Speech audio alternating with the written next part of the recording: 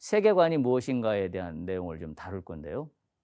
자, 여러분 지금 거기 보시는 바와 같이 세계관, 여러분 아마 세계관이라는 말을 들어보신 분도 있을 테고 또는 뭐 좀 낯설은 분도 처음 들어보는 분도 아마 없지 않을 거라고 생각이 되는데 한자를 보면 조금 더 이해가 됩니다.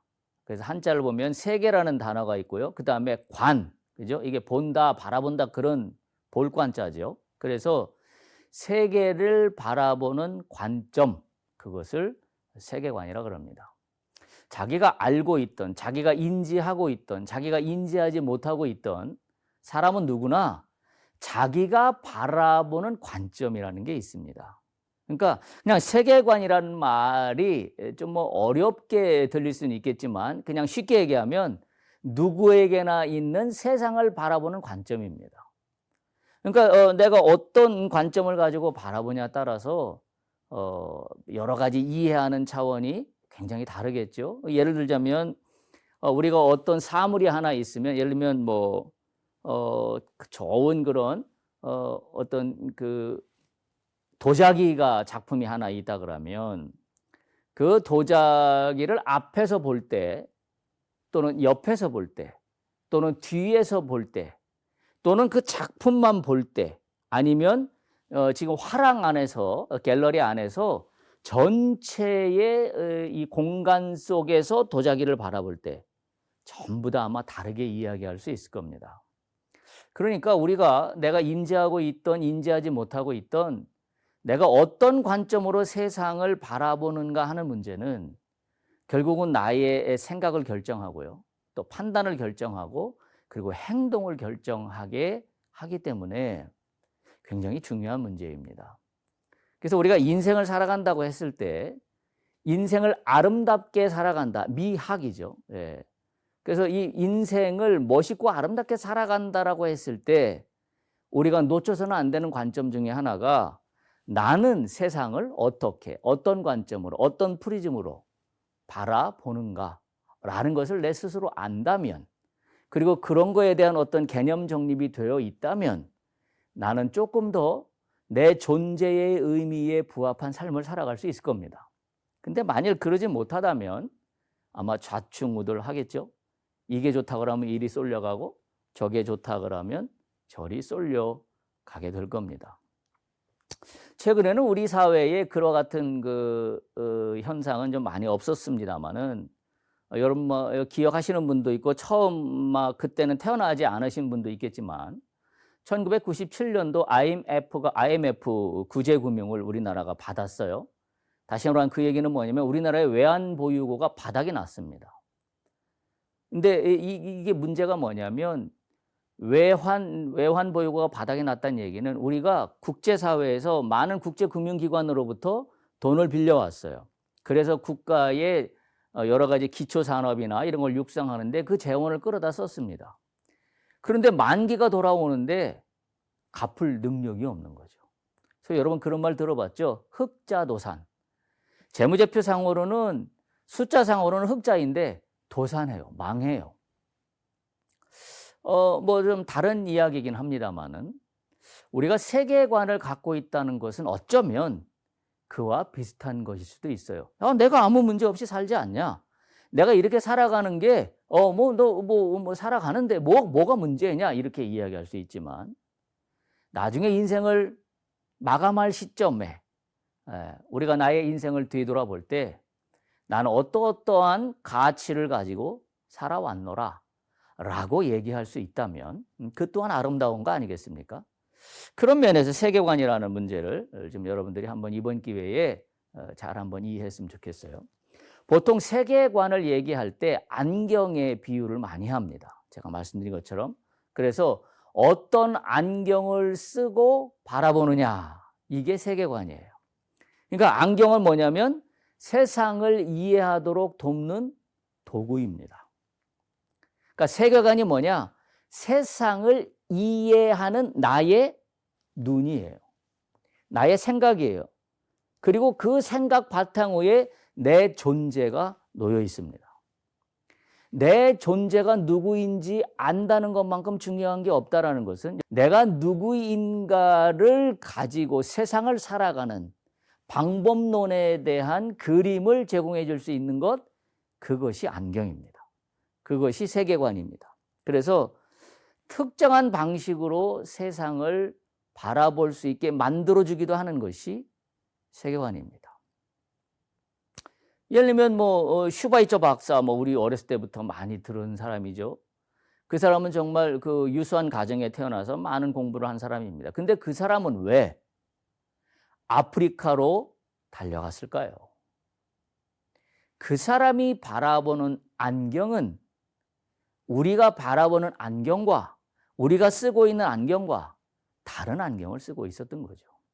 다른 말로 표현하면 그 사람에게는 그 사람만이 가지고 있는 세계관이 존재했기 때문에 그렇습니다. 자, 그렇다고 한다면 우리가 세계관을 가지고 나의 세계관을 잘 정립하고 이것을 바탕으로 살아간다고 하는 것만큼 아마 아름답고 귀한 인생이 없을 거다. 저는 그렇게 생각을 합니다. 그래서 이걸 우리는 그 메타인지라 그래요. 그래서 세계관을 가지면 어떤 좋은 점이 있냐면 객관적인 시각에서 바라볼 수 있게 합니다. 객관적인 시각에서 나를 바라보면 나를 훨씬 잘 들여다볼 수 있어요. 근데 인생이 그렇지 않거든요.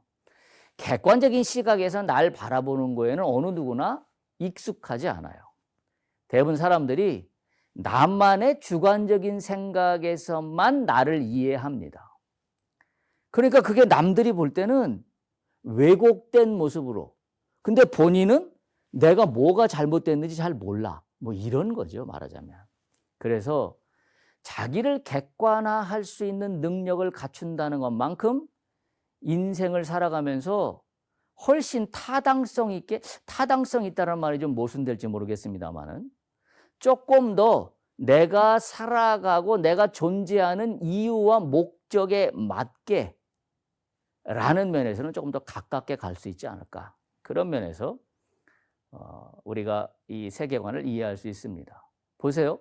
안경을 자신이 무슨 안경을 쓰고 있는지 잘 몰라요. 근데 이 안경을 언제만 알고 있냐면 안경을 벗어서 내가 쓰고 있는 안경을 이렇게 쳐다보면 내가 이런 안경을 쓰고 있었구나라는 걸 알 수 있게 되죠. 그게 메타인지예요. 객관합니다. 대부분 인생을 성공적으로 살아간 사람들, 또 뭔가 남들과 다른 어떤 그 가치를 부여하고 살아간 사람들의 공통점이 하나 있다면 자기 객관화하는데 굉장히 인색하지 않았어요. 근데 우리 보통 사람들은, 대부분 사람들은 자기 객관화에 인색합니다. 할 줄을 몰라요. 나를 객관적으로 바라본다는 것 자체가 무슨 의미인지 잘 이해를 못합니다. 여러분 보세요.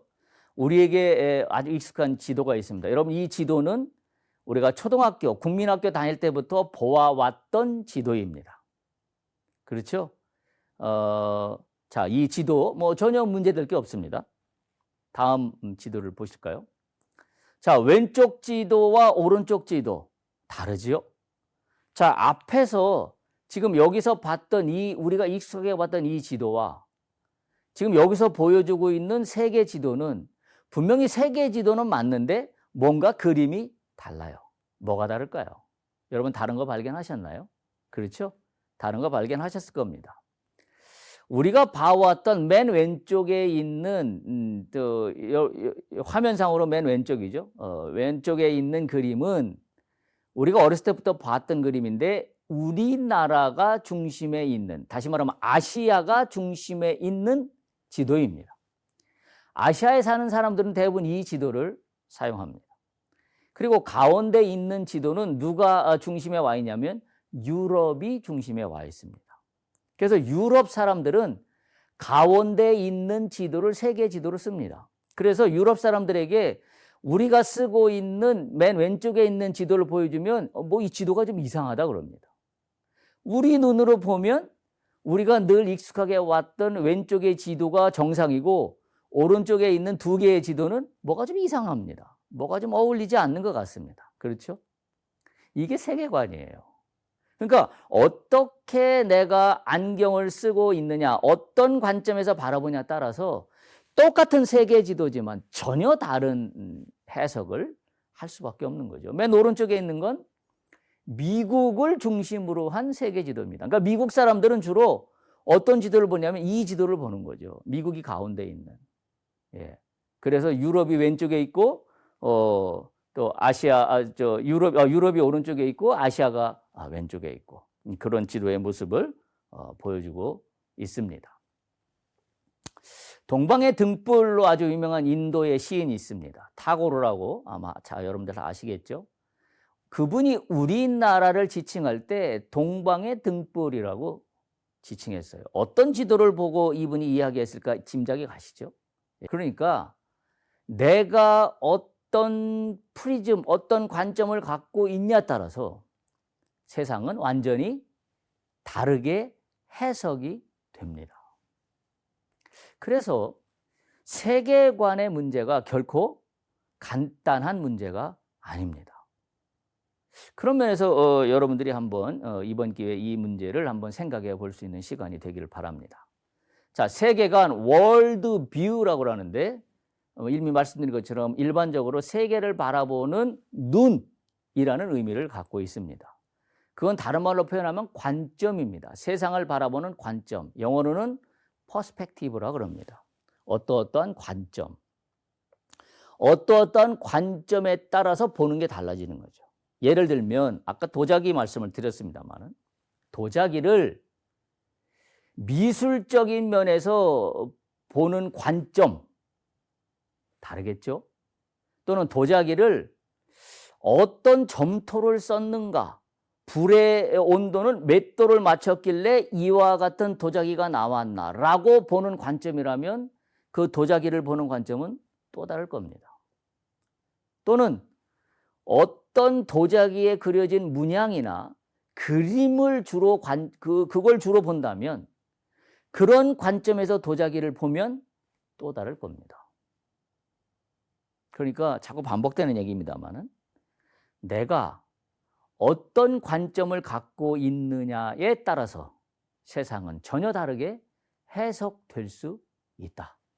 그런데 그것이 해석되는 거로만 끝나는 것이 아니라 그 해석된 거에 따라서 나의 행동도 나의 삶의 목표도 내가 가지고 가고자 하는 내 삶의 이야기도 달라질 수 있다라고 한다면 이 세계관의 문제가 결코 간단한 문제가 아니라는 것을 여러분이 이해할 수 있을 겁니다. 그래서 이 세계관을 어떻게 가지고 있냐에 따라서 역사관이 달라집니다.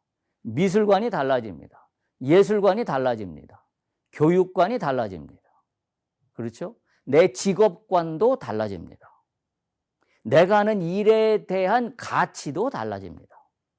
굉장히 중요한 문제가 아닐 수가 없습니다. 따라서 세계관은 이걸 일관성 있도록 종합한 것이 세계관인데 일관성 있게 종합한 이 세계관은 세계를 설명하는 어떤 관점의 집합체다. 이렇게 이해할 수 있습니다.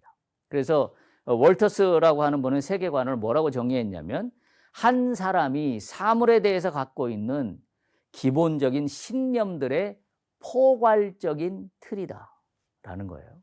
물론 굉장히 추상적인 이야기입니다만은 앞서서 제가 한 설명에 충분히 설명이 됐으리라고 생각을 합니다.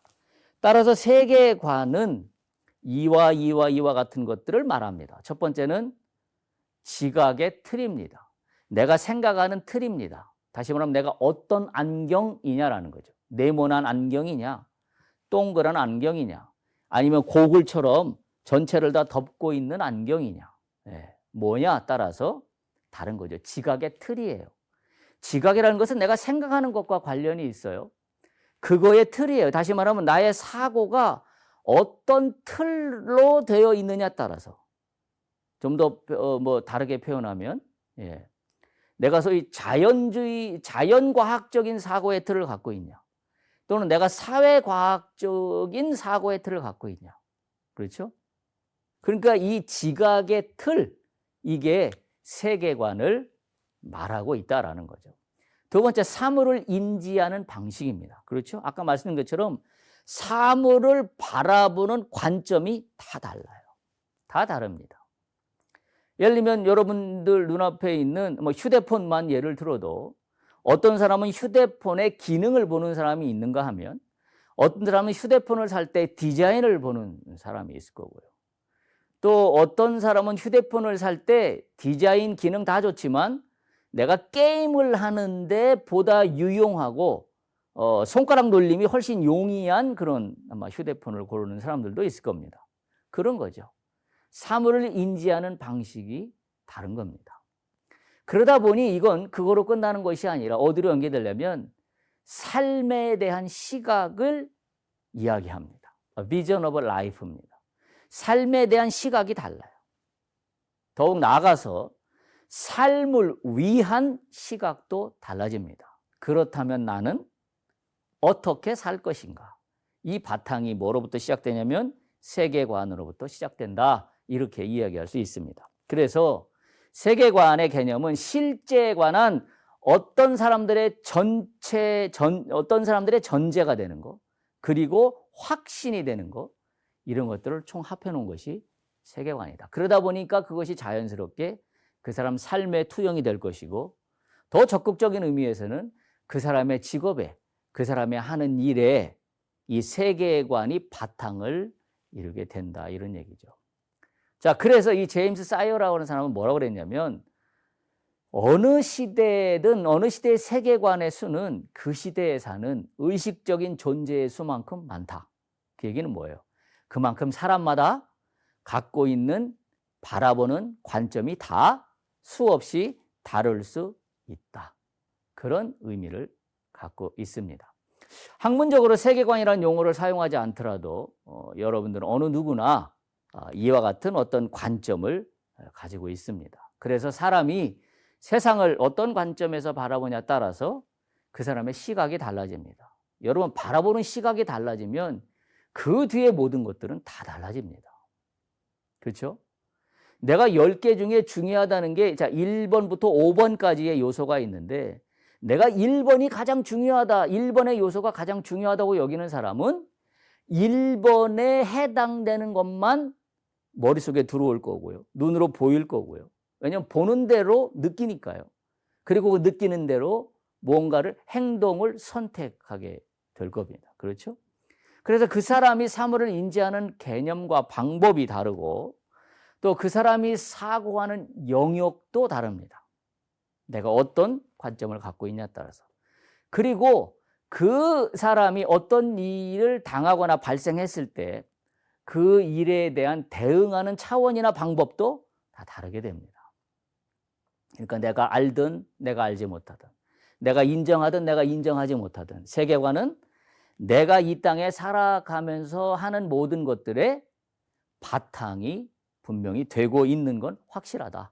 그렇게 이야기할 수 있겠습니다.